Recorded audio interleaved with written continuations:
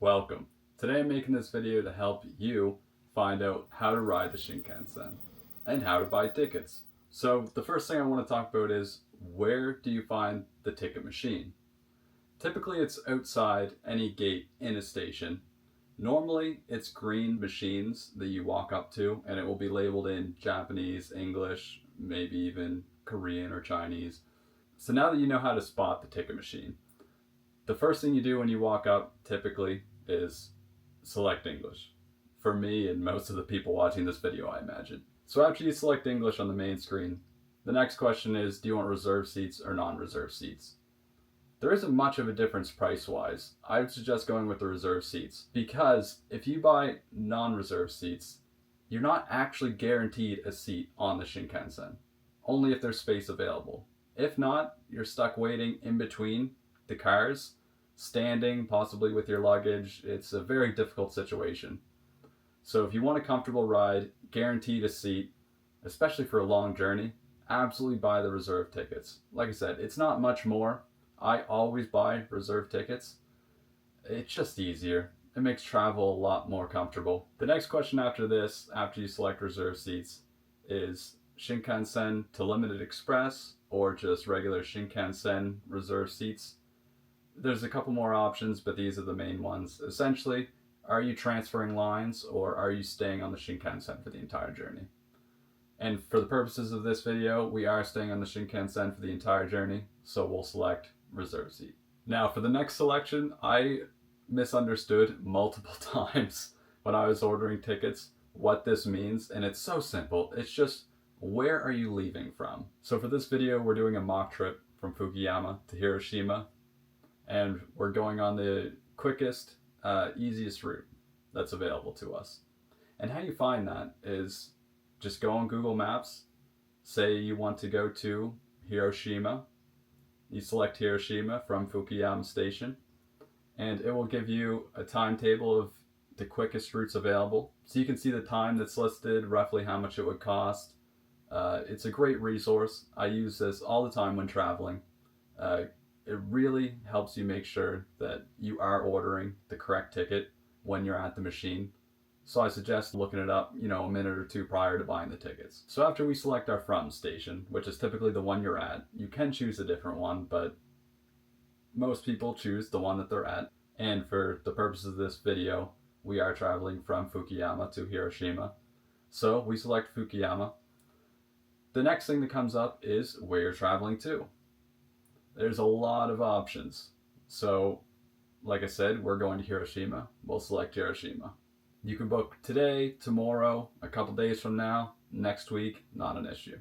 We're trying to take the quickest, fastest route there, so we'll select today, and we'll select the quickest time we have available to us.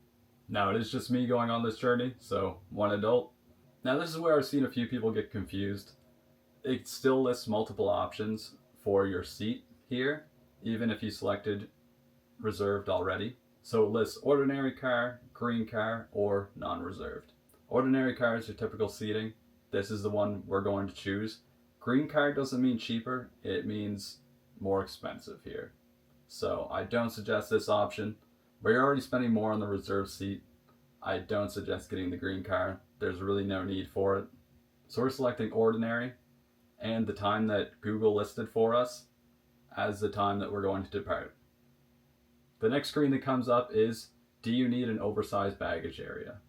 So if your baggage is above the dimensions that they say you can bring on, then you will need an oversized baggage area, and it will tell you if there's none available on the current train. So for the purposes of this, we don't need oversized baggage, even though normally I do select it because I travel with quite a bit. And of course it tells you if there is none available, please select a different train or time to depart. So again, we're not using oversized baggage, we'll select just regular ordinary seat. The next question is, which seat do you want? Typically, it doesn't matter to me unless I have oversized baggage, in which case I'll choose the aisle seat, because I'm terrible at putting my baggage in the area and it typically rolls out. So I chose the aisle seat just so I'm not of inconvenience to anyone if something happens or it spills or whatever. Other than that, it really doesn't matter. Unless you have a personal preference, choose whatever you want. So if you made all the selections you want and you're okay with it, you essentially just hit select on this screen. I typically order my tickets the day of and only for one way, essentially outbound only. If you choose return trip, it'll ask you when, for the purposes of this, we're going outbound only. So once again, if everything is good, it lists all your selections. You simply say confirm. And when you've confirmed, you'll be asked to pay. This is the last step, other than it actually dispensing your ticket and providing change. I normally pay in cash. I just find it the most convenient. It's easy to get cash from basically any ATM at any 7-Eleven. So I just make sure I have enough on me for the journey. You insert the bills where it says, and it will dispense a ticket and change for you. So that's everything there is to buying a Shinkansen ticket for a reserved seat. So just for you, we'll run through the non-reserved seat as well. There is slightly different options, but after the first one, it's pretty much the same. We select non-reserved seat, and here you'll find the selections for the conventional line as well as Shinkansen. Essentially, you can walk up to a Shinkansen ticket machine and buy a ticket for the regular conventional line, in which case it'll bring you to the regular line tickets. So for the purposes of this video, we're still doing a mock trip from Fukuyama to Hiroshima. We'll select the regular Shinkansen non-reserved seat. So when we select non-reserved seat, pretty much all the other selections are the same when you'd like to go.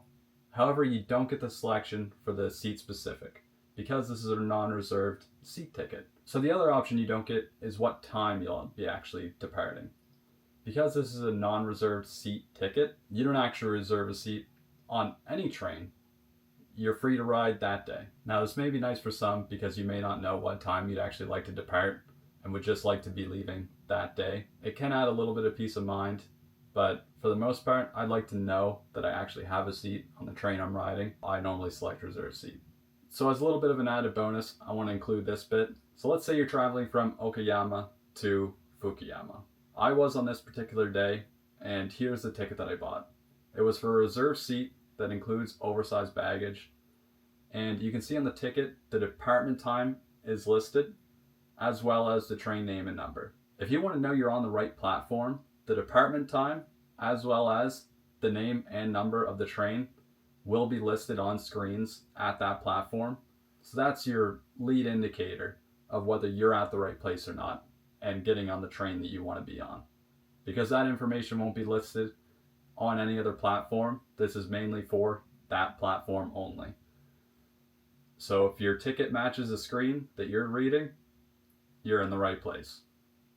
Now that's everything you need to know to ride the Shinkansen. I've seen a lot of people struggle with this when they first came here. I did as well. Anxiety runs high, especially when you're dealing with another language most of the time. Even though your selections are in your native language, you're still a little bit cautious that you may be doing things wrong or don't quite understand or overthink something. So I'm hoping this video helps you. If I knew this when I first came here, it would have taken a huge weight off my chest. So I really hope you appreciate this as well. Thank you for watching. Please subscribe. I don't normally make videos like this, but like I said, I've seen a lot of people struggle, so I'm hoping this can help at least someone. Thank you. Happy travels.